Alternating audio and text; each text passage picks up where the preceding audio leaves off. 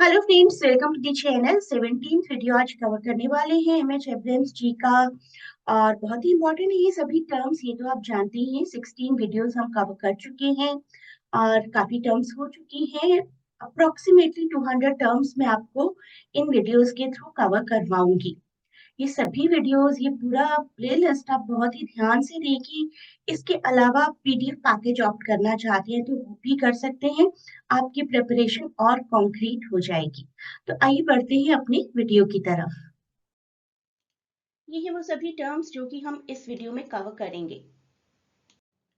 इसके अलावा अगर आप कवर करेंगे हिस्ट्री ऑफ लिटरेचर, जिसके 13 वीडियोस हैं, एक मॉक टेस्ट सीरीज जिसमें 36 वीडियोस अभी हैं और भी ऐड हो जाएंगे इन फ्यूचर, और कुछ इंपॉर्टेंट टर्म्स एमएच एब्राहम्स की ये प्लेलिस्ट जो हम कवर कर रहे हैं। तो ये भी आपकी बहुत अच्छी प्रिपरेशन है। साथ ही साथ अगर आप क्रैश कोर्स ज्वाइन कर लेते हैं तो that will be a sure shot thing कि आपका एग्जाम क्रैक हो जाएगा, क्योंकि क्लासेस में हम बहुत ही रेगुलर एमसीक्यूज प्रैक्टिस भी करेंगे, पीडीएफ भी होंगी डेली टॉपिक्स की। तो वो आपके लिए बहुत ही एडेड एडवांटेज होगा। साथ ही साथ मैं आपको सजेस्ट करूंगी कि आप ये टेलीग्राम ग्रुप भी ज्वाइन करें, जहां पर थोड़े रेगुलर टिप्स एंड ट्रिक्स मिलते रहेंगे, specifically during the last week of exam. तो ये चैनल ज्वाइन करने के साथ साथ आप लोग पीडीएफ के लिए इंक्वायरी भी कर सकते हैं। देर आर 10 पीडीएफ्स, एक में है हिस्ट्री, एक में हिस्ट्री से रिलेटेड एमसीक्यूज, एमएच एब्राहम्स की टर्म्स की पूरी ग्लॉसरी, 180 इंपॉर्टेंट टर्म्स मैंने आपको प्रोवाइड की हैं। नॉवल से रिलेटेड एक पीडीएफ है जिसमें फेमस अमेरिकन, ब्रिटिश और इंडियन राइटर्स को मैंने कवर किया है उनके इंपॉर्टेंट वर्क्स के साथ। Then literary criticism and linguistics and non fiction, ये सब कुछ भी बहुत ज़रूरी था। इसके बाद है एमसीक्यूज, जिससे जो कुछ भी आपने पढ़ा इन सब पीडीएफ्स में उन सब की एक रिवीजन हो जाएगी और अपनी नॉलेज का एक टेस्ट भी हो जाएगा। तो इंक्वायर करिए यहाँ पर इस लिंक पर and you can obtain the PDFs. आप इस चैनल को भी ज्वाइन कर सकते हैं, यहाँ पर भी आपको कुछ टिप्स रेगुलर मिलती रहेंगी। ये लिंक भी मैं आपको डिस्क्रिप्शन में प्रोवाइड कर दूंगी। पहली टर्म जो हम कवर करने जा रहे हैं आज की वीडियो में, दैट इज पेरीफ्रेजेस। पेरीफ्रेजेस का मतलब है सिंपल की जगह थोड़े से शॉर्ट एक्सप्रेशन की जगह लंबा एक एक्सप्रेशन यूज करना। जैसे सिर्फ कहना चाहते हैं हर नोज वॉज ब्लॉक्ड, मेरी नोज भी थोड़ी ब्लॉक है आजकल। एंड इफ आई से her olfactory system was suffering from a temporary inconvenience, that will be periphrastic। तो लिटरेचर में यूज किया जाता है, ब्यूरोक्रेटिक टेक्स्ट में भी यूज किया जाता है। सोशल एटिकेट्स को मेंटेन करने के लिए इस तरीके की लैंग्वेज को इस्तेमाल किया जा सकता है। देखिए, जैसे हम सन की जगह instead of sun if we say the bright celestial body that gives light to the earth, and I am going to the place where I can buy groceries instead of staying a shop or a store। Then comes point of view or narration। Point of view can be first person, second person, third person. किसी भी novel में अगर first person ने अपनी ही story को narrate किया है, अपने बारे में बताया है, या फिर अपने ही पॉइंट ऑफ व्यू से बाकी कैरेक्टर्स के बारे में बताया, then also it is first person. Second person literature में बहुत ही रेयर पाया जाएगा। You went to the store, इस तरीके के कंटेक्स्ट से कोई नॉवल रेयरली ही लिखा जाता है। थर्ड पर्सन तो लगभग सभी नॉवेल्स होते हैं थर्ड पर्सन के एग्जाम्पल्स में। It can be pride and prejudice, sense and sensibility. First person में चार्ल्स डिकेंस की काफी नॉवेल्स हुआ करते थे। Great Gatsby is a good example of first person, जहां पर निक कैरेवे गैट्सबी की स्टोरी को अपने हिसाब से, अपने पॉइंट ऑफ व्यू के अकॉर्डिंग बताते हैं। Next term पोएटेस्टर।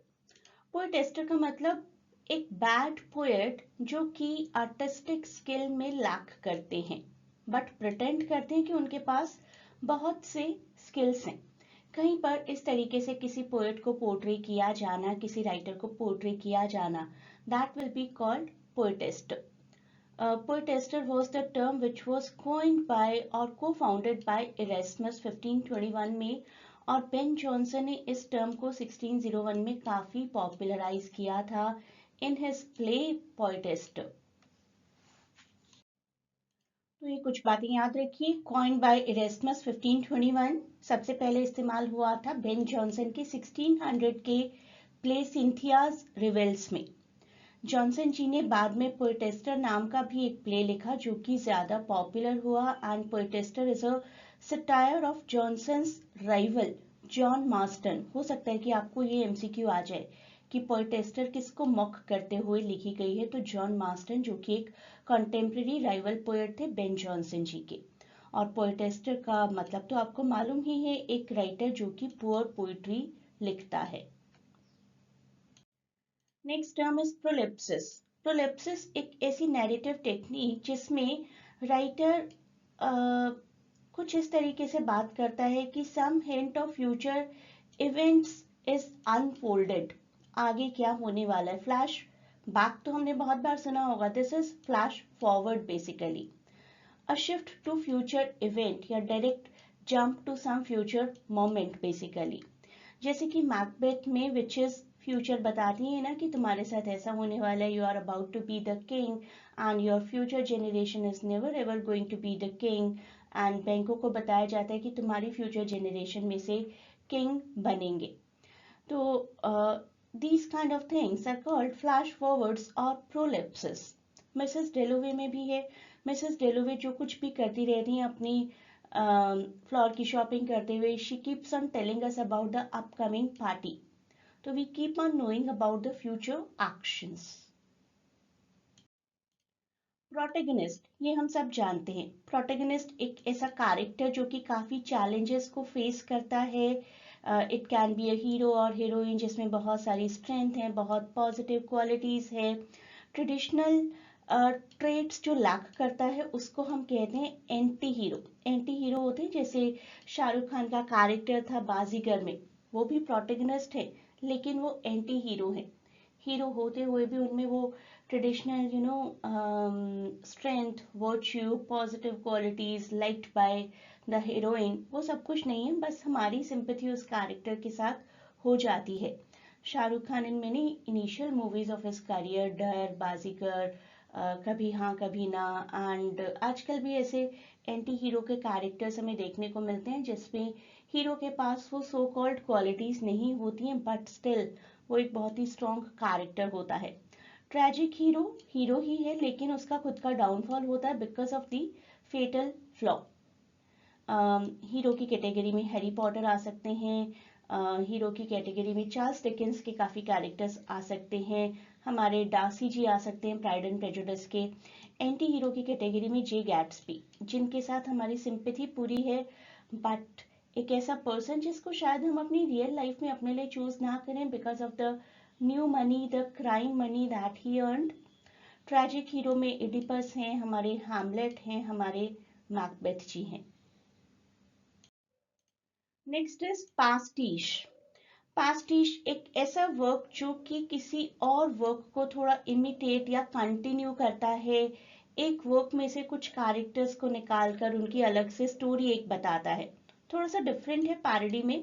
पैरोडी में हमेशा मॉक किया जाता है लेकिन पास्टिश में किसी कैरेक्टर को, किसी प्लॉट को सेलिब्रेट किया जाता है। जैसे कि Rosencrantz and Guildenstern are dead, this is a pastiche of Shakespeare's Hamlet. Hamlet के बचपन के दोस्त थे ना रोजेनक्रेंट्ज एंड गिल्डनस्टर्न, इनको अलग से यहाँ पर एक सेंट्रल कैरेक्टर की तरह दिखाया जाता है, दैट इज अ पास्टिश। जैसे फ्रेंड्स सीरीज के ही एक कैरेक्टर को पिक करके, जोई को पिक करके जोई नाम की सीरीज बनाई गई, तो जोई के कैरेक्टर को सेलिब्रेट किया गया, दैट इज अ पेस्टिश। अब बात करते हैं प्री रैफेलाइट की, एक ऐसा ग्रुप जो कि सीक्रेटली 1848 में फॉर्म हुआ था against the ideologies of royal society of London. Arts पर, आर्टिस्ट्स पर बहुत ज़्यादा कॉन्सेंट्रेशन था इनका। These were the major artists associated, D G Rossetti, William Holman Hunt and John Everett Millais. Characteristics की अगर बात करें तो आर्ट पर, आर्ट को प्रमोट करने पर ही ज़्यादा कॉन्सेंट्रेशन होता था। पेंटर्स भी काफ़ी इंक्लूडेड थे यहाँ पर। कल्चर पर, आर्टिस्टिक नॉर्म्स पर, नेचुरलिज्म पर, रियलिज्म पर कॉन्सेंट्रेट किया जाता था। अब देखते हैं प्रॉब्लम प्ले। प्रॉब्लम प्ले जैसे कि नाम से ही लग रहा है किसी न किसी प्रॉब्लम को हाईलाइट किया जाता है और यहाँ पर हाईलाइट किया जाता है कॉन्टेम्प्ररी सोशल इश्यूज को। अगर फॉर एग्जाम्पल सती प्रथा के ड्यूरेशन में अगर सती प्रथा को कंडेम करते हुए कोई प्ले लिखा जाता तो वो प्रॉब्लम प्ले कहलाता। सोसाइटी में जो भी इश्यूज चल रहे हैं उनको हाईलाइट करना होता है प्रॉब्लम प्ले का काम। जैसे कि डॉल्स हाउस है, इब्सन का लिखा हुआ बहुत ही खूबसूरत प्ले है, आप चाहें तो पूरा वीडियो देख सकते हैं, doll's house and my name, and you will find this video. It critics the limited roles of women, the confined roles of women। GB Shaw काफी पॉपुलर थे प्रॉब्लम प्लेस के लिए। मिसेस वॉरेन्स प्रोफेशन ये explore करता है prostitution के implications को, prostitution का क्या इम्पैक्ट आता है कैरेक्टर्स पर और सोसाइटी पर। शेक्सपियर जी के प्रॉब्लम प्लेस को आप समझना चाहते हैं तो मेरा एक सेपरेट वीडियो है, you will find this video very easily. इसको भी जरूर देखिए, यहाँ से भी काफी बार क्वेश्चंस आते हैं आपको। Next, a purple patch. Purple patch language के हाई एलिवेशन के लिए यूज किया जाने वाला वर्ड है। बहुत ज्यादा एडजेक्टिव्स, बहुत ज्यादा फिगरेटिव लैंग्वेज, बहुत ज्यादा ऑर्नेटेड डेकोरेटेड लैंग्वेज को यूज किया जाना इस purple patch. As the sun dipped below the horizon, casting long ethereal shadows across the verdant meadow, the lone figure of wanderer, cloaked in the twilight's embrace, felt the weight of 1,000 unspoken sorrows pressing upon his heart like the dew upon the petals of a dying rose। तो एक sunset का scene है, sunset is very beautiful की जगह देखिए कितने सारे phrases, कितने सारे एडजेक्टिव्स, कितनी ऑर्नामेंटेड लैंग्वेज को यूज किया गया है यहाँ पर। तो इतनी ज्यादा ऑर्नामेंटेशन के साथ किसी चीज को रिप्रेजेंट करना is called purple patch. Next is refrain। refrain is a repeated line or a group of lines or a word in a poem जो कि बहुत बार रिपीट किया जाता है। जैसे कि सिंगल वर्ड रिफ्रेन है never more in the Raven poetry, और लाइन्स टेंजा या सेंटेंस रिफ्रेन है एडमंड स्पेंसर की प्रोथिलेमियन और वेस्टलैंड में, और सेम ही सेंटेंस है। इलियट ने भी इसी सेंटेंस को इस्तेमाल किया है, sweet things run softly till I end my song. देखिए किस तरीके से रेवन पोइट्री में नेवर मोर वर्ड का बार बार इस्तेमाल किया गया है। रेस्टोरेशन कॉमेडी का मेरा एक सेपरेट वीडियो भी है, डिटेल में भी जरूर देखें, अभी शॉर्ट में कवर करते हैं।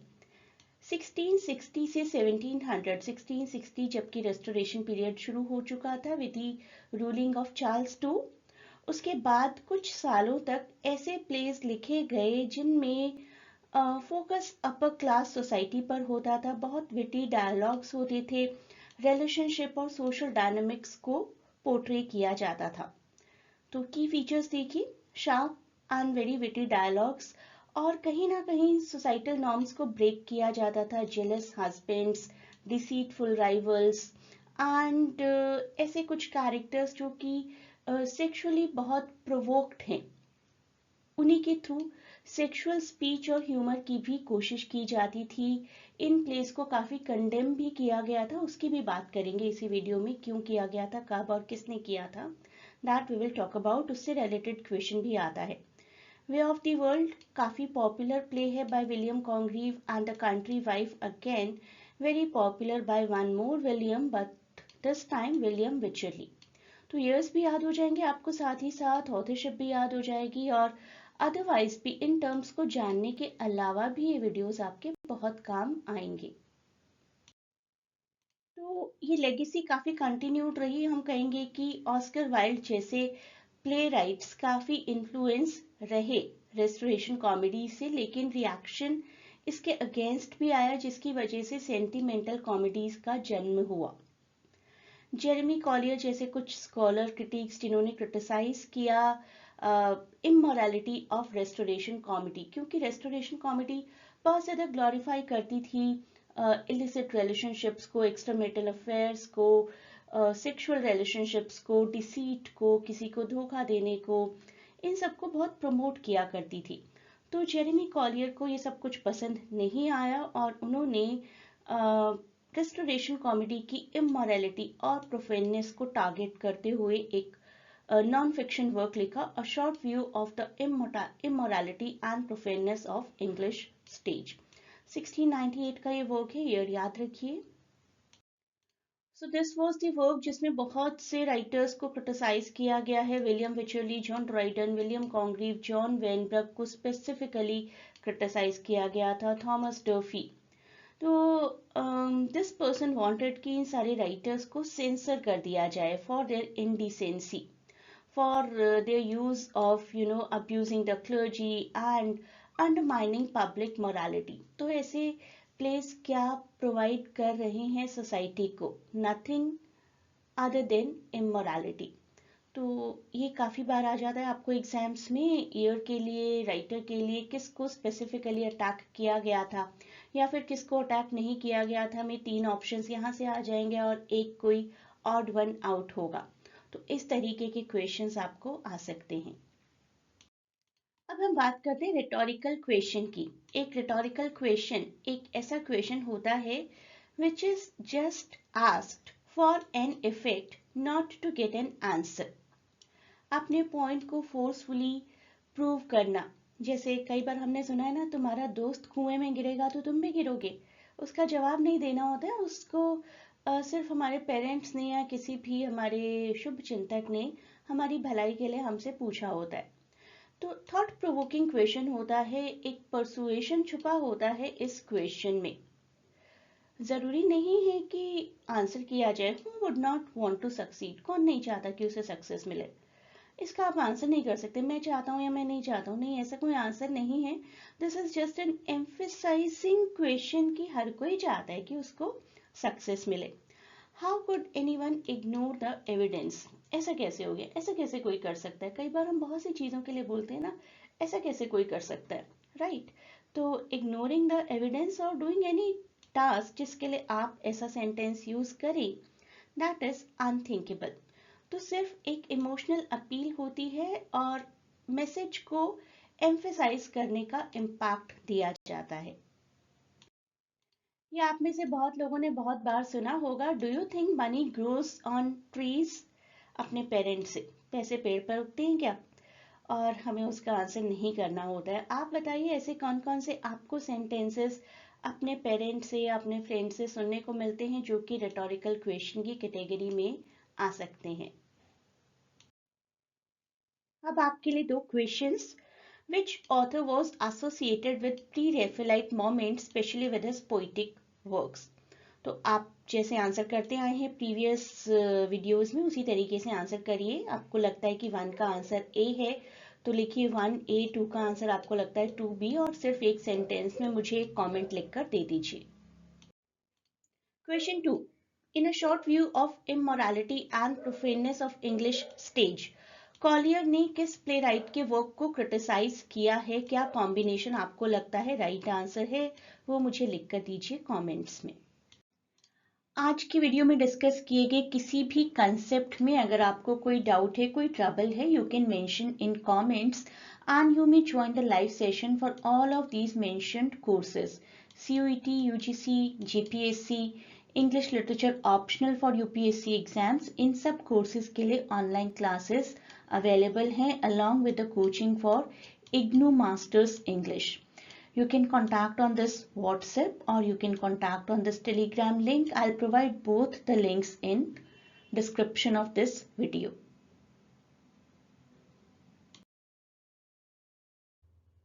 CUET PG एग्जाम आने ही वाला है। देखिए देखते ही देखते 13 मार्च आ जाएगा and you do not know कि आपका पर्टिकुलर सब्जेक्ट का एग्जाम किस दिन होगा। इंग्लिश लिटरेचर कर रहे हैं तो आप ज्वाइन करिए मुझे और आपकी प्रिपरेशन बहुत अच्छी हो जाएगी, that I can assure you, अगर आप डेडिकेटेडली वो सभी टास्क कंप्लीट करते हैं जो कि मैं आपको प्रोवाइड करती जाऊंगी।